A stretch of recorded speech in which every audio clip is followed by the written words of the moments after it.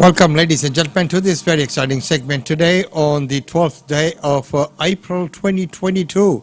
Well, in Brisbane right now it's 25 degrees and sunny, and quite a glorious day out there today, I would say. Well, right now, as we know, we are on the campaign trail. So what's happening out there? So let's go and have a look at how the campaigning is kicking off. With a 19-gun salute, the 46th Australian Parliament was dissolved. A proclamation from the Governor-General now takes pride of place in the halls of power until Australians decide who should run the country for the next 3 years. It's a full-strength brew. It means that after weeks of shadowboxing, the formal campaign is finally underway. It's great to be back in Tassie. With leaders focusing on each other's competence and character. This wasn't the opening day either would have really wanted, and Anthony Albanese had a particularly awkward moment. The Coalition has been trying to claim he doesn't have a strong enough record to properly manage the economy. So today, journalists quizzed him about some key statistics. Do you know the official cash rate off the top of your head? Oh look, we can do the old Q&A stuff over 50 different, do you know it? over 50 different figures. When he didn't answer, he was asked again about the cost of living. Happy to know that the last time I filled up, petrol was $2.20. I know how much the price of bread is. I know how much a litre of milk is. I know about those things that affect ordinary people. What's the national unemployment rate? National unemployment rate at the moment is, I think it's 5.4. Sorry, I'm not sure what it is. Mr Albanese later conceded it was a stuff-up, assuring his colleagues and voters it won't happen again. Earlier today I made a mistake. I'm human. But when I make a mistake, I'll fess up to it and I'll set about correcting that mistake. I won't blame someone else, I'll accept responsibility. That's what leaders do. The Coalition immediately went on the attack over the gaffe, but probably the Liberal Party's favourite elder didn't seem to think it was a particularly big deal. Is that a serious question? Yeah, Anthony Albanese didn't know the unemployment rate. Yeah, well, I'm not, okay, well, Anthony Albanese didn't know the unemployment, all right. So what? Today was also not an ideal start for the Prime Minister. He was forced to clarify whether his Minister, Alan Tudge, was in Cabinet or out of it, reminding voters about the cultural problems in Canberra that have dominated large portions of the past Parliament. Well, nothing has changed. Mr Tudge elected to stand aside. He is still a minister. He has not resigned his commission, and nor has he been dismissed. Those comments caused confusion because back in March the Prime Minister said the Education Minister was not seeking a return to the front bench. Mr Tudge had a consensual affair with his staffer Rochelle Miller, who late last year alleged he had been emotionally and on one occasion physically abusive, allegations he strenuously denies. He became the only person I thought I could trust, and that is because he made me fearful of everybody else. An investigation concluded his conduct did not breach ministerial standards, and Mr Morrison clarified Mr Tudge is technically still in Cabinet because his letter of assignment from the Governor-General has not been revoked. And should Mr Tudge wish to return, I know he will. Ms Miller has reached a settlement with the government which is understood to be worth more than $500,000, but the PM today refused to be drawn on that. Whoever wins this campaign is going to be confronted with a lot of big challenges. An aged care crisis, an increasingly belligerent China, communities reeling from floods and fires, not to mention the pandemic. And all this will have to be managed with a budget that's well and truly in the red. But the focus for the major parties for now is targeting voters in key seats. The electoral math is simple. The Coalition effectively holds 76 seats at the moment, the bare minimum needed to form government in the House of Representatives. After redistributions are factored in, Labor has 69, so needs to win 7 to take office. There are currently 6 crossbenchers and several independents running, so a hung parliament can't be ruled out. The government fears it could lose a couple of seats in Western Australia, like Swan and Pearce. In Queensland, it's worried it's vulnerable in electorates such as Longman and Brisbane, while Boothby in South Australia and Chisholm in Melbourne are also among about 20 seats that are at risk of changing hands. Scott Morrison's team hopes he can make up for potential losses by winning seats in New South Wales, like the South Coast electorate of Gilmore. Today, he toured businesses with his star candidate, former State Transport Minister Andrew Constance. No one understands the roads of the South Coast better than Andrew Constance. Hey mate, how you doing? In contrast, Anthony Albanese is starting his run in northern Tasmania. If he can snatch the two marginal seats of Bass and Braddon from the government, it could probably make his path to power substantially easier. Here we go. National polls, to the extent they can be relied upon, suggest that Labor starts this campaign with a healthy lead. But Scott Morrison has deliberately called this election for the last possible date available to him. Ministers say he wants to use the next 6 weeks to damage the opposition leader as much as possible in an effort to claw his way back into the contest.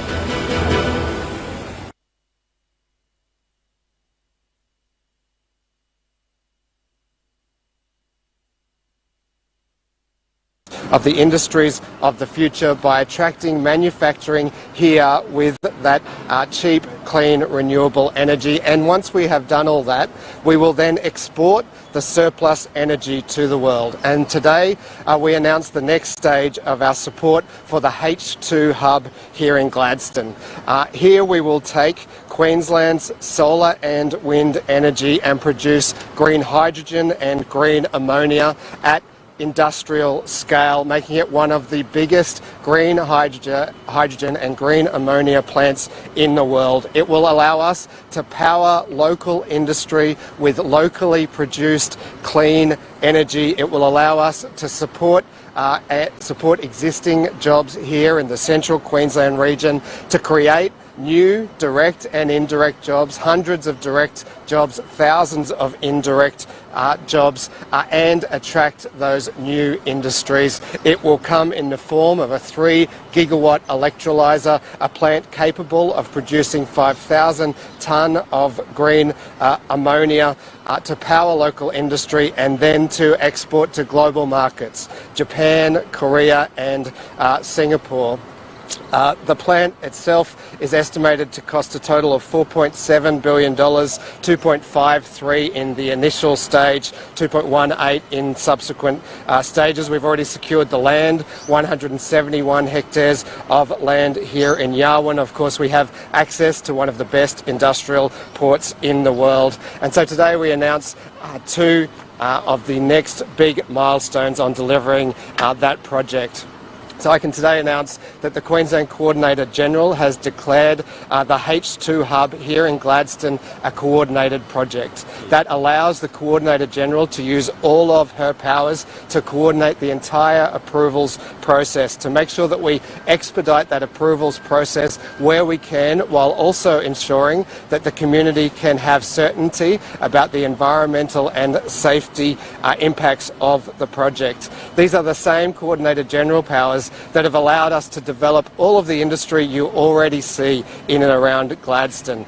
They're the same powers we've used to declare the state development area and deliver projects within it, the same powers we've used to develop and expand the port, the same powers we use to create the LNG industry, allowing us to export Queensland energy now in the form of gas. We will now use these powers to allow us to export our solar and wind energy into the future.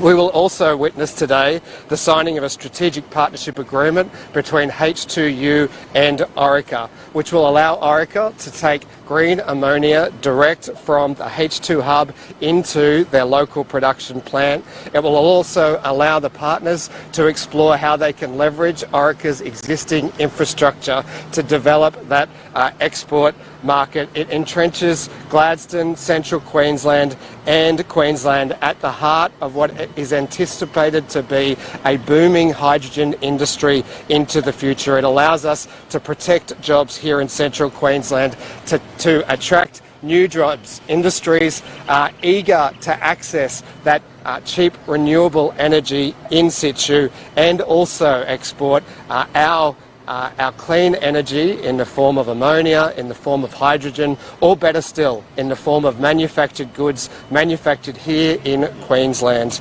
to a world hungry for goods manufactured using clean energy. I want to congratulate all of the partners in the H2 Hub, but in particular today, H2U and Orica.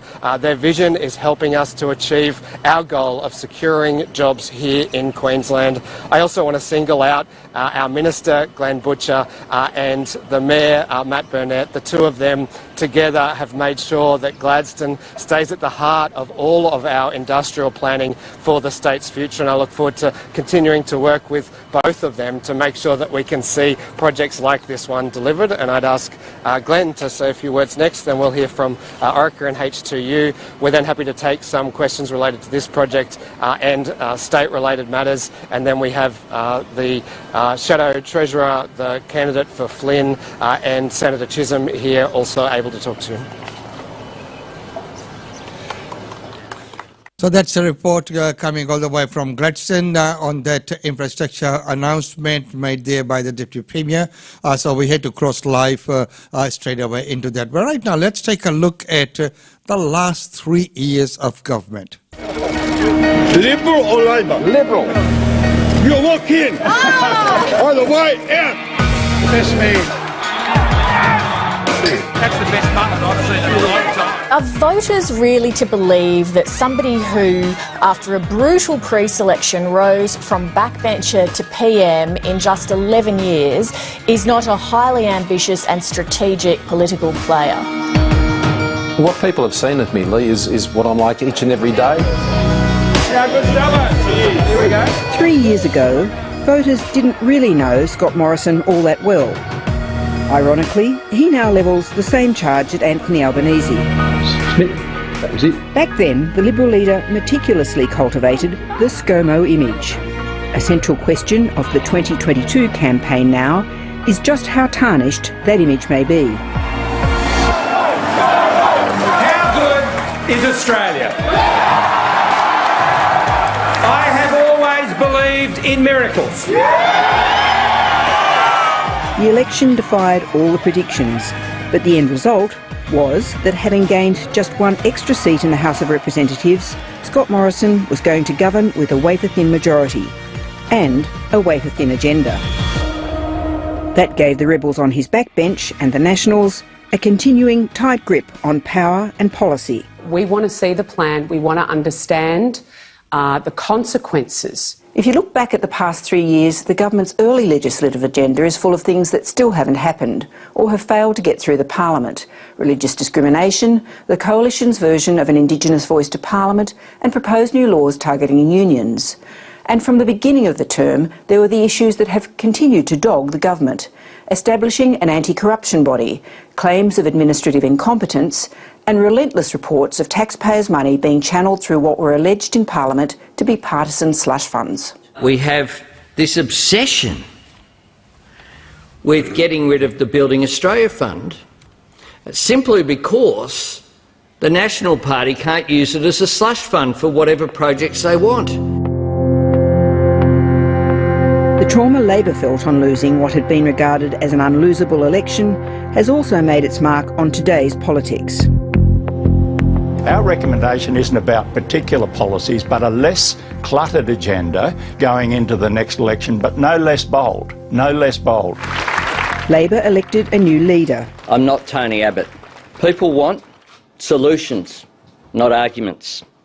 They have conflict fatigue. As opposition leader, Anthony Albanese pledged less adversarial politics, dumped many of Labor's controversial policies, and signalled he would keep the focus primarily on the government and gambled that it and the PM would destroy themselves. But in this Melbourne Cup week, I got some handy advice on Monday. Always have the race won, but never be in a hurry to win it. International relations have also been challenging. Our closest ally was going through a period of unprecedented political instability, and increasingly our relationship with our biggest trading partner was starting to change. It is instructive to look back at where things stood in 2019. How do you view China's signature foreign policy, its Belt and Road Initiative to expand its political and economic influence throughout the world? Well, that's China's initiative, and it doesn't require Australia to endorse that initiative. That is a policy pursued by the Chinese government, and that's their sovereign choice to do so. Prime Minister, your government's torn up Victoria's Belt and Road deal. Why did you think this was an important thing to do, and why do it now? Australia, under our government, will always protect Australia's national interest. And last year, another huge shift. The staggering decision to dump the French submarine contract and go nuclear, which provoked a response which once again raised questions about the Prime Minister's character. Do you think he lied to you? I don't think. I know. For most Australians, though, these last 3 years have been dominated by dangers closer to home. Australia's east coast began to burn shortly after the 2019 election, with the devastation eventually reaching from Queensland to Western Australia and to Tasmania. The PM played down suggestions the federal government needed to lead a national response. It's led by a cabinet minister who reports directly to me, and I deal with it directly with the premiers of the states and chief ministers of the territories. I don't think it can go any higher than that. You are out! Scott Morrison was confronted by angry residents while visiting the burnt-out town of Cobargo. The catastrophic nature of the fires and the PM's perceived tardiness, then absence, would leave an indelible mark on his prime ministership. They know that, I don't hold a hose, mate. As our national leader, should you have seen some of the warnings that were there and done more? Well, David, the thing about things that are unprecedented is exactly that. They're unprecedented. I mean, the scale of these events, and particularly as they've only emerged in the last few weeks when we had a state of natural disaster for the first time declared only just over a week ago. Politics continued to be punctuated by scandals. Grants skewed to target electorates, questionable land deals at Sydney's new airport, and the government was forced to settle a $1.2 billion class action over its robo-debt policy that had been found to be illegal. But a new and even bigger crisis was about to eclipse not just scandals, but the bushfires. The assumption is it's a virus that's been in animals that has somehow made the jump from animals to humans, as did SARS coronavirus and MERS coronavirus. The Chinese authorities have effectively shut down several cities. COVID would come to dominate Australian politics as well as our lives. The federal government was under pressure on quarantine and cruise ships, but was praised for its support packages. And COVID changed Australian politics. Daily press conference. I did mention that, from now on until probably end of May, we will be seeing a lot more of this kind of news. It will be all dominated by, by the opinion polls and the exit polls. Then we'll be looking at some predictions, some areas, and some file footage. So it will all be about the federal election. Well, to a slightly different news now.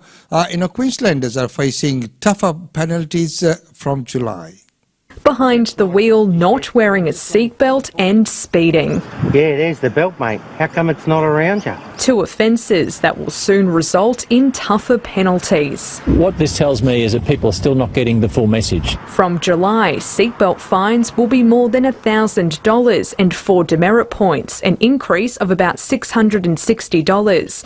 Running a red light will cost $575, an increase of about $160. And speeding fines will incur a penalty of almost $290 to $1,650. We've got some of the highest penalties when it comes to using a mobile phone while driving, and now we're going to have some of the highest penalties around seatbelts as well. If you get caught twice within a year, it's double demerits and double the fine. So we're getting tough, but it's not that hard to solve. Just do the right thing. Police hope the price hike will make drivers think twice about not buckling up. You'll have a person that hasn't worn a seatbelt in exactly the same traffic crash. They die. The person with the seatbelt is unscathed. All revenue gets invested back into road safety initiatives and education, but the opposition wants more detail on exactly how it's used. I don't want to see government getting addicted to revenue from increased fines.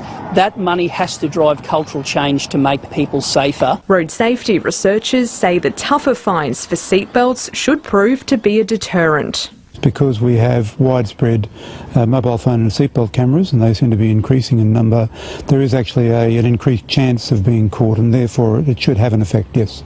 The new penalties come as 47,000 fines were issued from covert road cameras, which have captured drivers using a mobile phone or not wearing a seatbelt in the past 4 months alone. Most of the fines were for using a phone behind the wheel. The location of the cameras remain a secret, and the government plans to introduce more. Rachel Rieger, ABC News, Brisbane. So there you go, ladies and gentlemen. So if you're looking at, reaching for that phone, please don't do that while you're driving, and of course buckle up all the times, otherwise pay up big time. Well, ladies and gentlemen, with those few extended news ones, we'll need to cut the other news out and go right now to our daily India report. Welcome to Daily India Report that brings you glimpses of the changing India. The Serum Institute of India and the Bharat Biotech have slashed the cost of their COVID vaccines as the government announced precautionary doses for all above 18 years of age. The Serum Institute of India's Covishield and Bharat Biotech's Covaxin will now cost private hospitals Rs 225 for a single dose. Private hospitals will charge Rs 150 for administering the dose. Adar Poonawalla, CEO of SII, in a tweet on April 9th said that the vaccine maker has decided to slash the prices of the COVID-19 jab for private hospitals from Rs 600 to Rs 225 after consultation with the union government. Suchitra Ella, co-founder of Bharat Biotech, also decided to slash the price of Covaxin to Rs 225 per dose from the earlier Rs 1200 for private hospitals. The decision was made in consultation with the union government, she added. On April 8th, the Union Health Ministry announced that precautionary doses of COVID-19 vaccines will be available to all above 18 years of age at private vaccination centers from April 10th. Those seeking to get a booster dose will need to ensure that 9 months have passed since they received the second dose.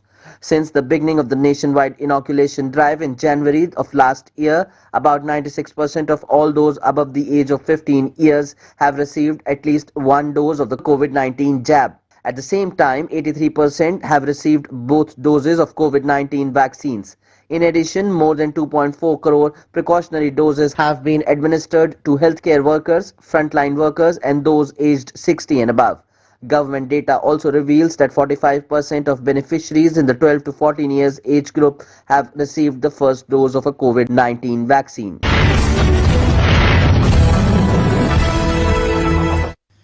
India's Union Home Minister Amit Shah inaugurated a border viewing point at Nandabet in Gujarat State's Banaskantha district on April 10th. India's Union Home Minister Amit Shah inaugurated a border viewing point on the lines of the Wagha-Atari border of Punjab at Nandabet in Gujarat State's Banaskantha district on April 10th. Under the Seema Darshan project, Nandabet, located on the India-Pakistan border, is being developed as a tourist attraction destination at a cost of Rs 125 crore by the State Tourism Department, according to Alok Pandey, MD of Tourism Corporation of Gujarat Limited. Along with Shah, Gujarat Chief Minister Bhupendra Patel and State Tourism Minister Purnesh Modi were also present at the event. The project aims at giving the nation an opportunity to see firsthand the lifestyle of the Border Security Force personnel who are constantly protecting their motherland, as well as to observe their living conditions, their duties and their patriotism, Pandey said. One of the key attractions of the place will be the daily parade by BSF soldiers, he added. Tourists will also be able to see various weapons of the Indian Army and BSF such as surface-to-surface and surface-to-air missiles, T-55 tanks, artillery guns, torpedoes, wing-drop tanks and MiG-27 aircraft at Nandabet. The Nandabet Seema Darshan project is projected as the first state-of-the-art BSF project in the country, which will illustrate the origins, development and role of BSF in the wars, as well as the achievements of the heroes who have made supreme sacrifices for the country. A 30 feet high T-junction pillar adorned by murals depicting the border protectors in action is the centerpiece of the Seema Darshan complex. An interpretation center has been set up to acquaint the visitors with the life of BSF Jawan as well as the daily vagaries of the inhabitants of border villages through a composition of state-of-the-art visual settings. The high-tech interactive installations such as virtual patrolling, experiential technologies and simulators are expected to be a big draw for visitors. 6 galleries of the museum space will provide an insight into the geographic and demographic attributes of Nandabeth and its proximity to the international border of Gujarat.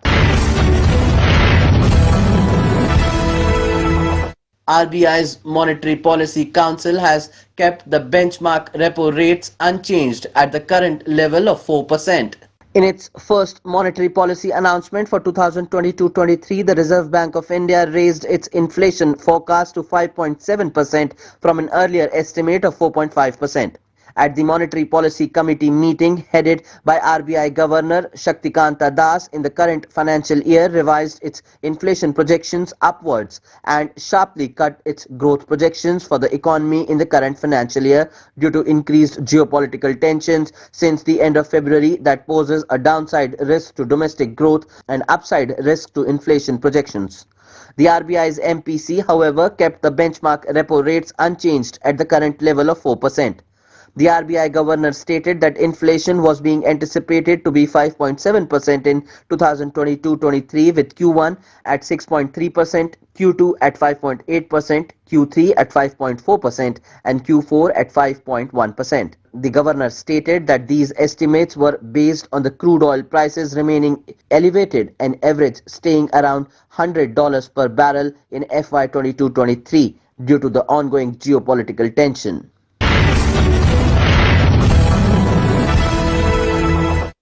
Good news for Indian states scorching under a severe heat wave as the weather department has predicted heavy rainfall in the next 3 to 4 days. Many North Indian states which are reeling under heat wave are in for a respite as the Indian Meteorological Department has predicted heavy rainfall in many states bringing down the temperature.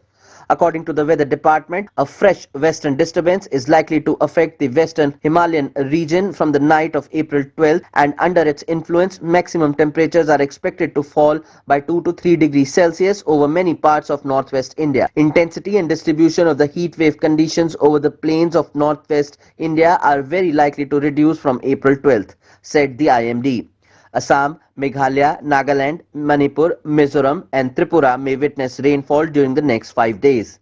Heavy rainfall is likely over Assam and Meghalaya on April 10th, 13th and 14th, over Arunachal Pradesh on April 13th and 14th, Nagaland, Manipur, Mizoram and Tripura may get rains on April 10th, 13th and 14th. The rainfall is also forecast over sub-Himalayan West Bengal and Sikkim on April 10th.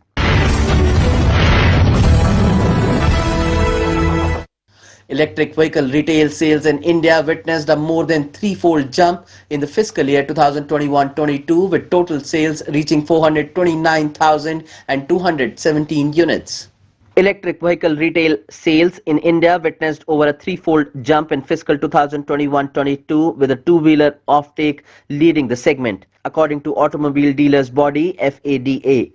Total electric vehicle retails reached 429,217 units in 2021-22, a rise of threefold from 134,821 units in the financial year 2020-21, the industry body said.